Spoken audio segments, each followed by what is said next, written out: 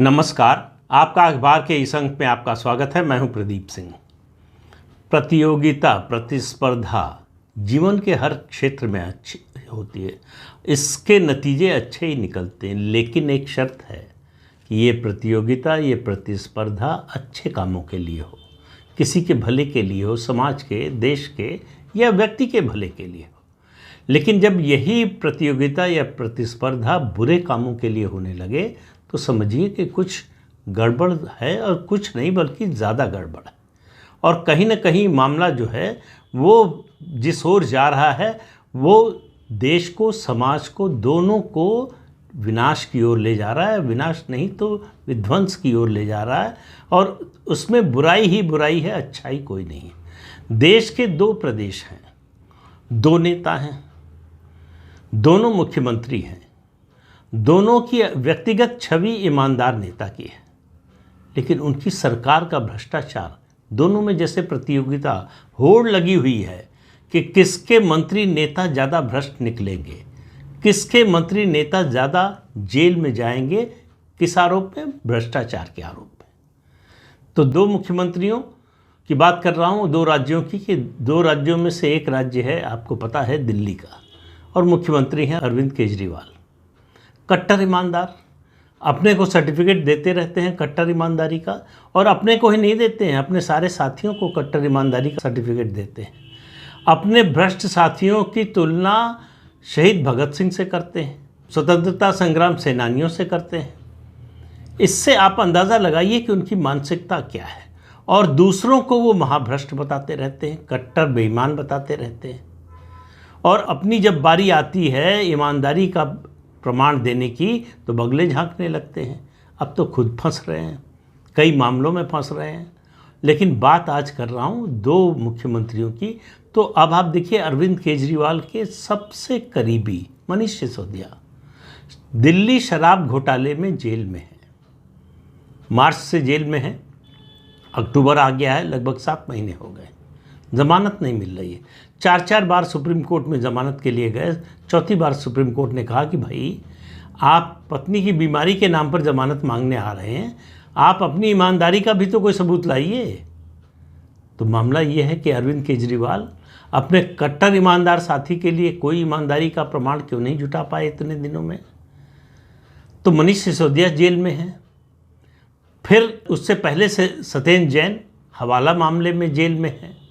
अभी फ़िलहाल जो है सुप्रीम कोर्ट की कृपा से जो है मेडिकल ग्राउंड्स पे जो है इंटरिम बेल मिली हुई है। किस दिन जेल जाएंगे पता नहीं, लेकिन वो सुप्रीम कोर्ट तय करेगा, हमको आपको तय नहीं करना है।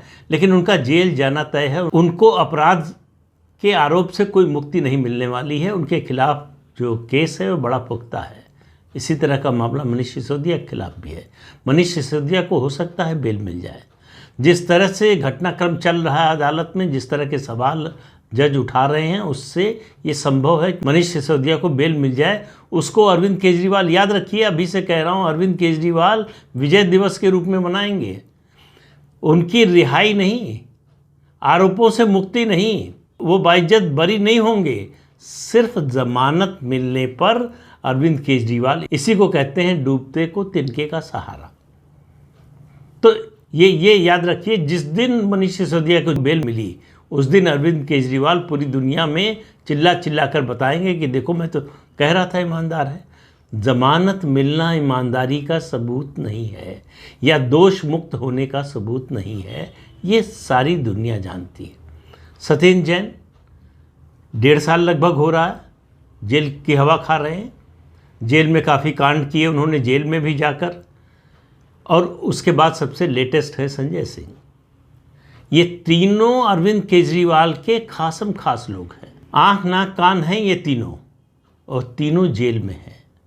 और इनमें से सबसे पुख्ता मामला, सबसे पुख्ता केस जो है वो संजय सिंह का है। उन्होंने तो बड़ी लंबी छलांग मारी घोटाले में। उन्होंने अपने एक सहायक को जो है एक शराब कंपनी में 20% का शेयर दिलवा दिया। अब मामला अदालत में है, अदालत तय करेगी कितनी सज़ा मिलेगी, कैसी सज़ा मिलेगी, वो सब बात की बात है। लेकिन ये कट्टर ईमानदारों का जेल में होना भ्रष्टाचार के आरोप में, और ये सिलसिला रुक नहीं रहा है।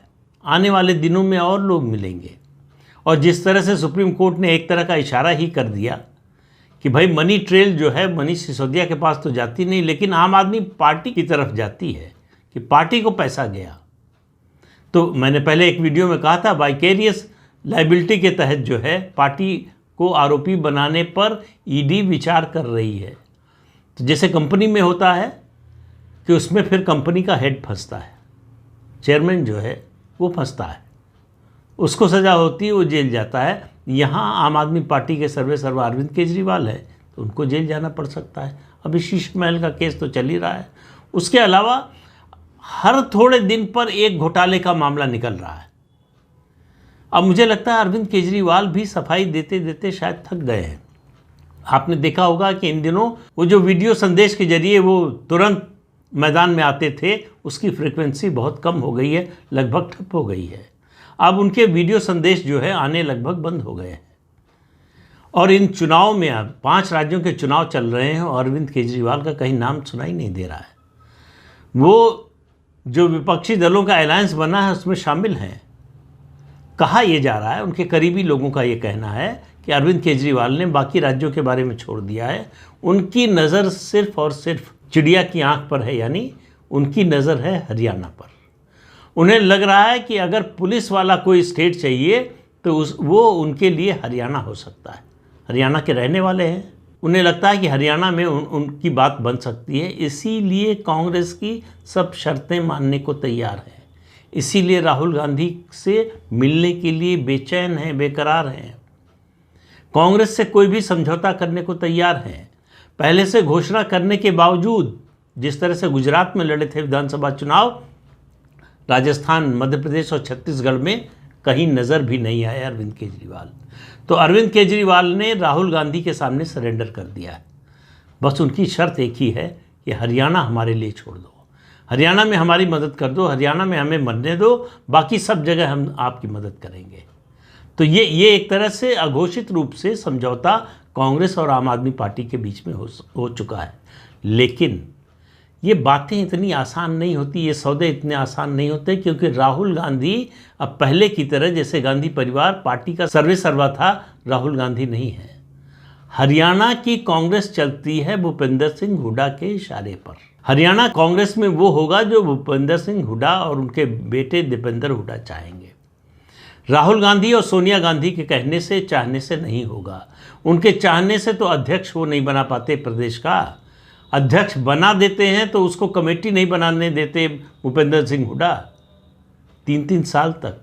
जिस दिन अरविंद केजरीवाल से कांग्रेस ने हरियाणा में समझौता किया, आप इस बात को नोट कर लीजिए, उसी दिन हरियाणा में कांग्रेस पार्टी टूट जाएगी। भूपेंद्र सिंह हुड्डा अपनी अलग रीजनल पार्टी बना लेंगे। तो अरविंद केजरीवाल के लिए ये रास्ता आसान नहीं है और राहुल गांधी के लिए ऐसा कोई आश्वासन देना और ज़्यादा मुश्किल है। तो राहुल गांधी और अरविंद केजरीवाल दोनों की राह बड़ी मुश्किल है। लेकिन बात अभी अरविंद केजरीवाल की हो रही है। ये जो प्रतियोगिता लगी है, आप देखिएगा कि आने वाले दिनों में और अभी लोकसभा चुनाव से पहले पहले आम आदमी पार्टी के कुछ और लोग जेल जा सकते हैं। इसी तरह से दूसरा राज्य जिसकी बात आज कर रहा हूँ मैं, वो है पश्चिम बंगाल। ममता बनर्जी मुख्यमंत्री हैं। उनकी छवि ईमानदार नेता की है, लेकिन उनकी सरकार की तुलना केवल आम आदमी पार्टी की सरकार से हो सकती है। प्रतियोगिता इस बात की है कि आम आदमी पार्टी की दिल्ली की सरकार ज़्यादा भ्रष्ट है या पश्चिम बंगाल की ममता बनर्जी की सरकार ज़्यादा भ्रष्ट है। अरविंद केजरीवाल की ही तरह ममता बनर्जी के भी मंत्री और नेता जेल में हैं। पार्थ चटर्जी उनके राइट हैंड मैन हुआ करते थे। शिक्षक भर्ती घोटाले में जेल में हैं। करोड़ों रुपए कैश निकले थे उनके घर से। वो देखकर जो है पश्चिम बंगाल की जनता की आंखें फटी की फटी रह गई। इतना कैश पश्चिम बंगाल के लोगों ने कभी देखा नहीं था। जिस तरह से बोरों से और अलग जगह पूरे घर से कैश निकल रहा था और जिस तरह मशीनें लगा के उनकी गिनती करनी पड़ी, वो पश्चिम बंगाल के इतिहास में एक अनूठी घटना थी। पार्थ चटर्जी जेल में है। उसके अलावा अनुव्रत मंडल ममता बनर्जी का एक तरह से सबसे सशक्त दाहिना हाथ माने जाते थे। सबसे बड़े नेता जो गो तस्करी में सबसे ज़्यादा इन्वॉल्व थे। बांग्लादेश से तस्करी, पशुओं की तस्करी में अनुव्रत मंडल का सबसे बड़ा योगदान जेल में है। उनके खिलाफ ईडी ने पीएमएलए का केस बनाया है, उनकी बेटी के खिलाफ भी केस बना है। वो खुद जेल में हैं और जेल से उनके बाहर आने की उनको जब जेल भेजा गया था, गिरफ्तारी हुई थी, ममता बनर्जी बहुत बौखला गई थी। उन्होंने ईडी और सीबीआई के अफसरों के खिलाफ एफआईआर करवा दी थी। सीबीआई के अफसरों की गिरफ्तारी की कोशिश हुई, वो तो कलकत्ता हाई कोर्ट और सुप्रीम कोर्ट की वजह से बच गए, वरना सीबीआई अफसर जेल में होते। ममता बनर्जी ने कोई कसर नहीं उठा रखी, वो सब संविधान, नियम, कानून सब भूल गई और उन्होंने सीबीआई अफसरों को जेल भिजवाने की भरपूर कोशिश की। और अब ताज़ा मामला आया है राशन घोटाले में। उनके करीबी माने जाने वाले नेता ज्योति प्रिय मलिक, उनको ईडी ने गिरफ्तार कर लिया।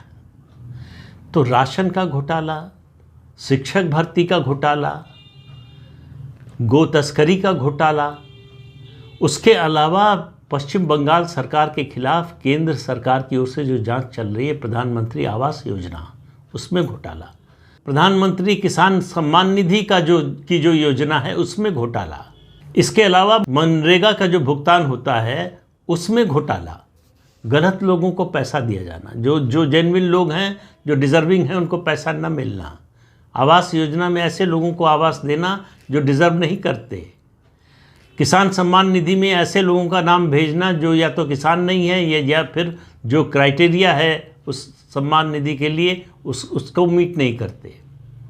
तो ममता बनर्जी हल्ला मचा रही हैं, आंदोलन करने की कोशिश कर रही थी, खासतौर से मनरेगा के इशू पर कि मज़दूरों का पैसा नहीं दे रही है सरकार, मज़दूरों को पैसा हम नहीं दे पा रहे हैं क्योंकि मनरेगा का पैसा रिलीज़ नहीं कर रही केंद्र सरकार। लेकिन आंदोलन चला नहीं, तो न तो कोलकाता में चला, न दिल्ली में चलाने की कोशिश हुई, यहाँ चला, न ही विपक्षी गठबंधन में इसे मुद्दा बनाने की कोशिश हुई, वहाँ भी नहीं चला। न तो अरविंद केजरीवाल के करीबी लोगों के जेल जाने पर, न ही ममता बनर्जी के मंत्रियों के जेल जाने पर, न ममता बनर्जी के केंद्र के खिलाफ ये मुद्दे उठाने पर, इन पर विपक्षी गठबंधन के नेताओं में भी कोई सहानुभूति, कोई समर्थन नहीं मिला।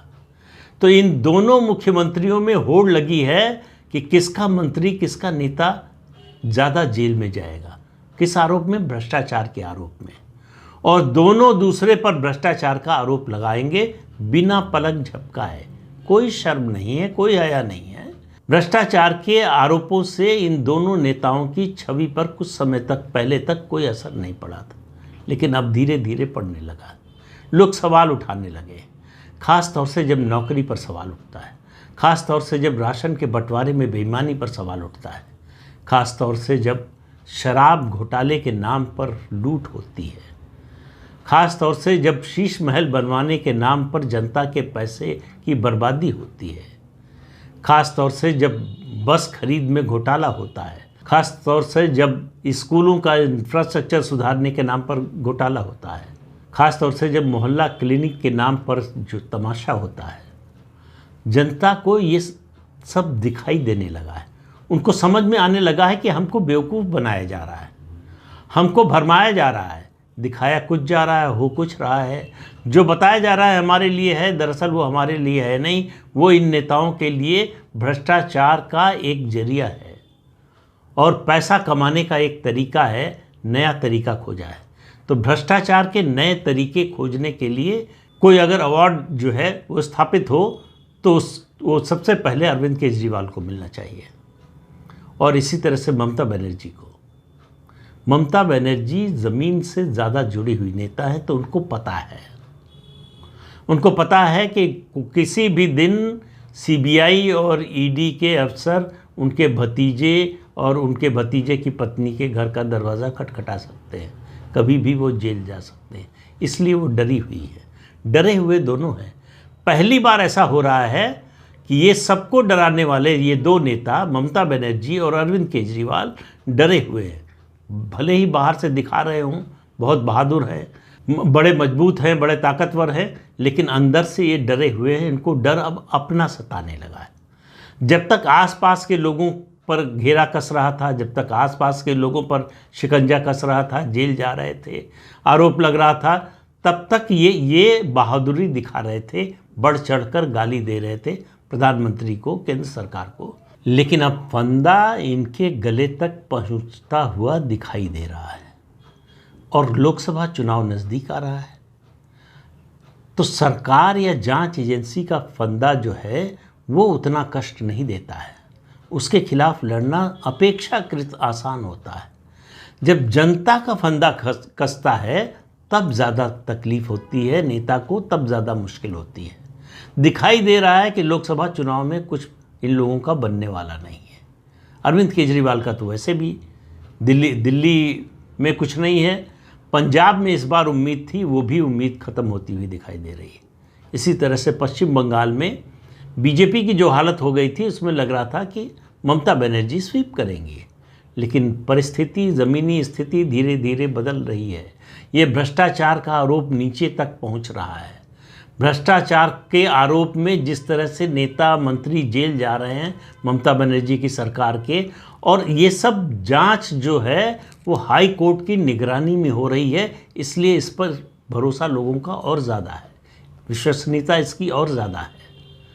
और ममता बनर्जी के पास कोई जवाब नहीं है इसका मुकाबला करने के लिए उनके पास कोई हथियार नहीं है। तो इसलिए आपको दिखाई देगा कि ये दोनों नेता आजकल बड़े शांत हैं। दरअसल ये इंतज़ार कर रहे हैं कि कब घेरा उनकी गर्दन के इर्द गिर्द कसेगा, या इससे बचने का कोई रास्ता है क्या। अभी तो दिखाई नहीं दे रहा है, आगे क्या होगा समय बताएगा। तो इस अंक में इतना ही, अगले अंक में फिर मिलेंगे किसी नए मुद्दे के साथ। तब तक के लिए अनुमति दीजिए, आपसे अनुरोध है कि ये चैनल देखिए, शेयर कीजिए, लाइक कीजिए और सब्सक्राइब ज़रूर कीजिए। नमस्कार।